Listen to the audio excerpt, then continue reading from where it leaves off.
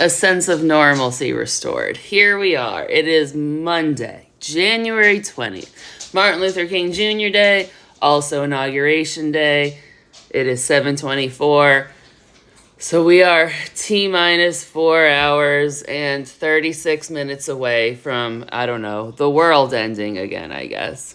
And if I may, in the spirit of the Trump era, pat myself on the back and say how awesome I am, let me just say a couple things. One, totally called how the TikTok ban would play out. What was it, 12 hours it was dark? Yep, Cannon was on it. Was it all a chance for Donnie to play White Knight and get his, ego stroked? 100%. So credit where it's due. I want a nod for that one. But the other thing that I mentioned, and this was a week or so ago, was the Equal Rights Amendment, right? And I said Biden should publish it. And I didn't really comment on it at the time because he waited till literally the 11th hour to do it, which I could understand a strategy for, but also motherfucker.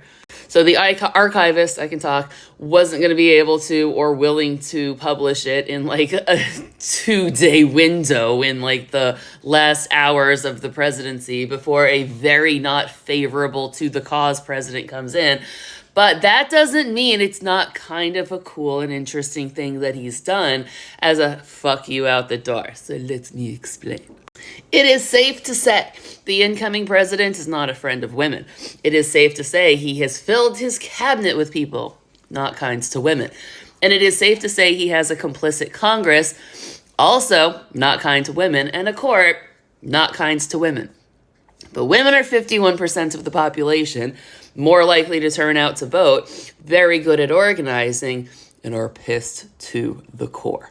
Now, I recognize in large part it's women like me that fucked this up for you. And again, on behalf, apologies.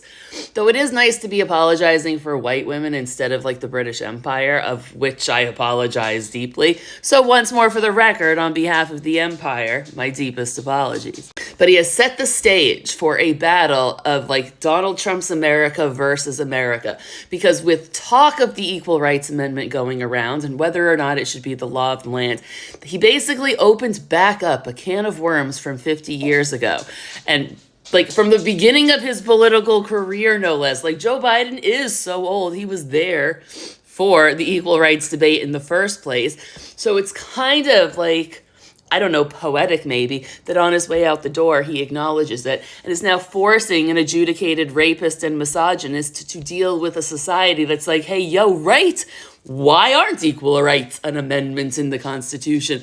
Why haven't we explicitly protected the rights of women, especially when the assumption of the 14th Amendment clearly doesn't apply because you've given unborn citizens, according to them, rights over women's bodies until the birth of those citizens, despite the fact that the 14th Amendment opens with all people born, or all, I think it's all people, or all citizens. I don't know, whatever. The point is, birth as a requisite for rights is in the Constitution, but women guaranteed rights isn't in the Constitution, which is somehow how we ended up in a world where unborn people have more rights than born, living, walking women. So in a sense, Joe Biden has teed up a political debate where Donald Trump has to either explicitly express that he doesn't support equal rights for women and is going to reopen the abortion debate as bans on abortion explicitly target women. And those two things are now front and center for Donnie the rapist to deal with as a president. And that might, I don't know, it might just put a little bit of a kink in all his I want to be a dictator plans. So, welcome back to TikTok, though it might not last.